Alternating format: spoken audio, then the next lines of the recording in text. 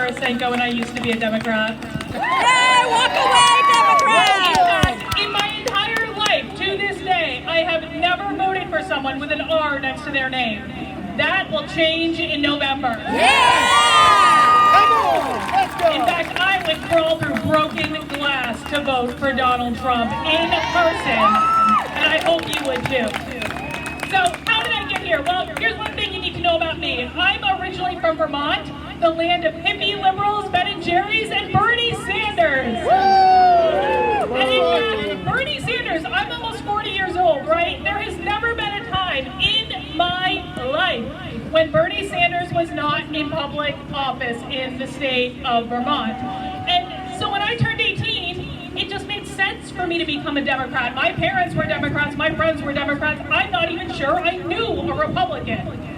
And, you know, since that time, oh my gosh, guys, the Democrats have gone insane. They have lost their mind. But I didn't realize how bad it was until very recently. You see, I was one of those people that, I have a small business, I'm a psychologist, I was traveling around doing trainings and stuff. I was just paying attention to growing my business. I wasn't worried about politics. And then something funny happened. In all places, it happened in the knitting community. Yeah, knitting, the thing with yarns and the needles. Listen, I know that when you guys think of knitting, you think of like little old ladies sitting around drinking tea and gossiping, but as a consummate knitter myself, I can tell you that that takes place a lot online right now, on places like Instagram and Ravelry, where we show off pictures of our projects and all that good stuff. Well, about a year and a half ago, social justice started taking over my knitting community. And here's what I saw happen when social justice took over this small little crafting community. I saw good people who had done nothing wrong have their reputations destroyed because they used the wrong words. I saw good people who had done nothing wrong have their businesses destroyed because they wouldn't bend the knee. And I saw one person get bullied and mobbed by the social justice mob so badly that he ended up in the hospital on suicide watch. He did nothing except post a poem asking for kindness and empathy and compassion.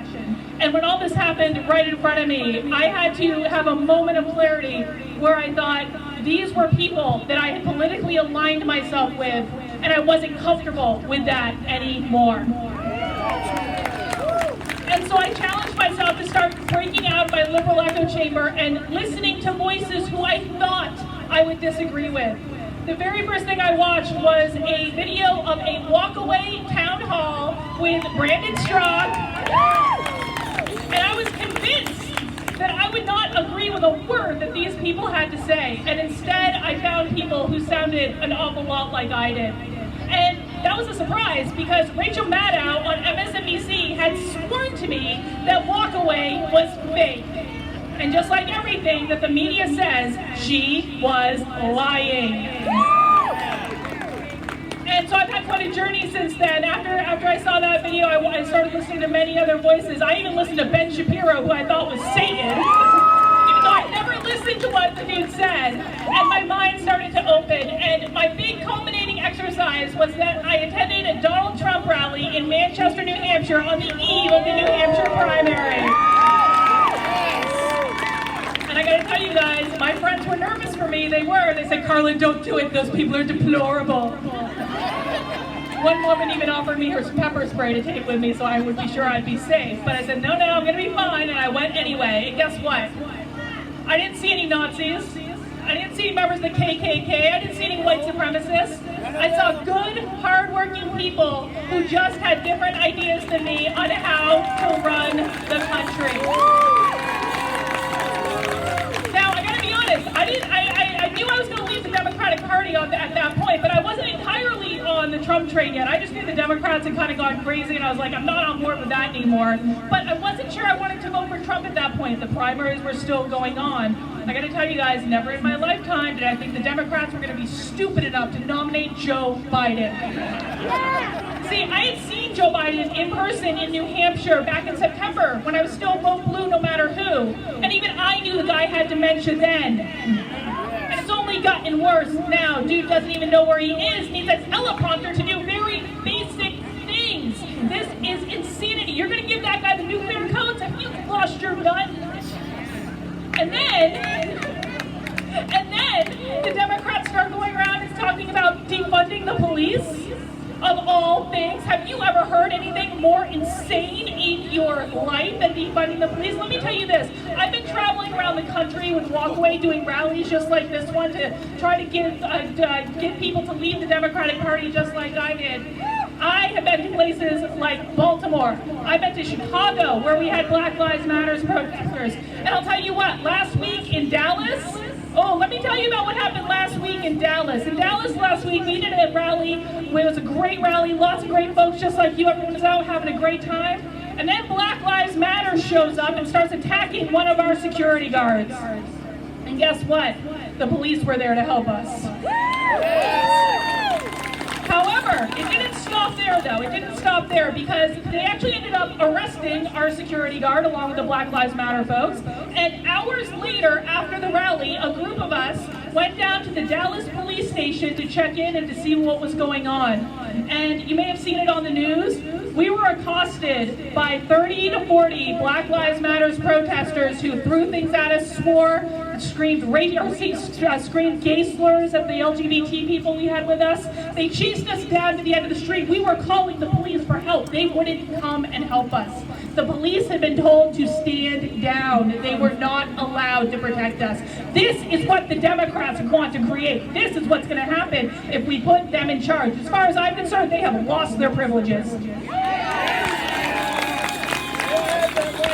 I don't think that this election is really about Democrat versus Republican at the end of the day. And to be honest with you, I don't even think it's about Trump versus Joe Biden. This is about, do you want to live in a society where a little authoritarians in government control everything you can think and read and watch and ideas you can consider? Do you want that, or do you want to be able to think for yourself? That is not a conservative concept. That is an American concept. So I told you I wasn't really on board totally with Trump at first, but I was going to vote for him anyway because the Democrats were crazy and I wasn't doing that. But I got to tell you, Trump is growing on me. He is. He's growing on me. First, like, he's super funny, right? Like, you can't not love Trump. He's the most self-deprecating dude on the planet. But I'll tell you this, lately a couple of things he's been doing have really changed my mind. Let me ask you guys this. Have any of you guys had to do this training at work where you have to go in and confess your inherent racism simply because you were born white? Anyone doing this type of training? Yeah, guess what? Guess what? It's coming to an organization near you. I'm an organizational psychologist. It has taken over my industry. But as of last Friday, Donald Trump banned it in the federal government. And then, of course, Trump is the most anti-war president in my lifetime. Words I never thought I would say. I was protesting against the Iraq War in college almost 20 years ago, and he is finally bringing our troops home from the Middle East. And of course, we've got peace deals. I mean, Trump is just dropping peace deals like confetti all over the place, right? He's brokered 2 major peace deals with Israel. What? It's a sign. How cool is that?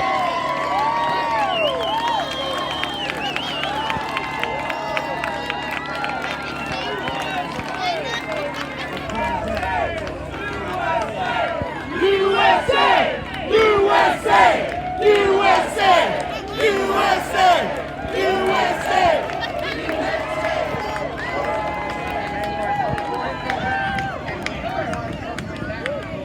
I gotta tell you, these guys just told me that they also had an eagle circling another Trump rally they did. That is a sign from God right there, I'll tell you what. How cool is that? Maybe he likes Trump's peace deals with Israel. How do you think about that? And you know what the crazy thing is? Trump is now, in the span of a week, been nominated for 2 Nobel Peace Prizes! 2! And what is the liberal media doing? They're going nuts saying, no, we should just get rid of the Nobel Peace Prize. They're taking their toys and going home. So I gotta tell you guys, I'm so happy to be here today. I'm so happy to see this turnout in Maine. Listen, I've been at rallies all over the country. You guys have turned out in numbers that I have not seen in Baltimore, in Philadelphia. So this is awesome. But I wanted Democrat to say this. Don't give up on your friends and your family members who are on the left. Don't. A lot of red pills are being handed out lately, folks. And I'm going to tell you, just from my personal perspective, when you do things like you use words like libtard or say liberalism is a mental disease, you piss them off. You piss them off. Do you want to win them over? Do you want to welcome them into the loving open arms of Donald Trump? This is what we've got to be doing because they're ready to go. There are so many Democrats that are not comfortable with what's going on. Have conversations with them, have kindness towards them. Even if they've been crazy before, it really is derangement. They are not seeing reality in the same way we are. We have to help them along to get them back to sanity, okay? I can tell you I've had an awful lot of emails lately from people saying, Carlin, I didn't get what you were doing at first, but I'm starting to understand now. The riots are changing people's minds. And do you want to go back over to the left where everyone's screaming and acting a fool, or do you want to come invite them to the party? We're all clinking beers and having a great time. So I can't wait for November. I cannot wait for Trump to win again, and I can't wait to see what he does in another 4 years. Thank you very much.